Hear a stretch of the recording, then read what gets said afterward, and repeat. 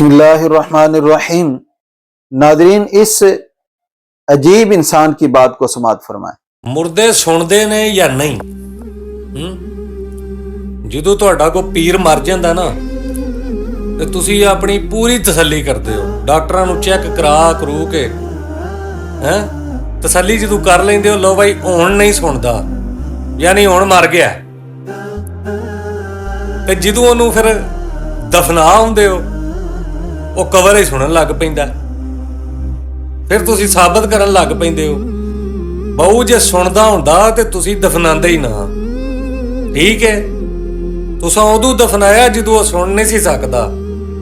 ਠੀਕ ਹੈ, ਤੇ ਮਰਨ ਤੋਂ ਬਾਅਦ ਵੀ ਫਿਰ ਉਹ नहीं सुन सकता।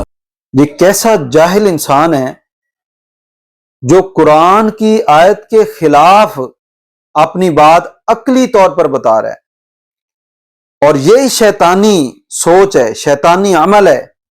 शैतान ने भी अल्लाह के फरमान के मुकाबले में अपनी अकल इस्तेमाल की थी, जैसे ये शैतान कर रहा है। क्या आपने कुरान करीम की आयत नंबर 260 तिलावत नहीं की? अल्लाह के एक पैगंबर हज़रत इब्राहीम अलैहिस्सलाम अल्लाह ताला से अर्ज कर रहे हैं, वइज़ क़ाल इब्राहीम रब्बी अरिनी कैफ़ तुह्यिल मौता क़ाल अवलम तुअमिन क़ाल बला वलाकिन लियत्मइन्ना क़ल्बी। कहा कि या अल्लाह मुर्दों को कैसे जिंदा करेगा? तो अल्लाह ताला ने फरमाया, क्या आपका इस पे यकीन नहीं? कहा जी बिल्कुल यकीन है, लेकिन इत्मीनान कल्ब चाहता हूं।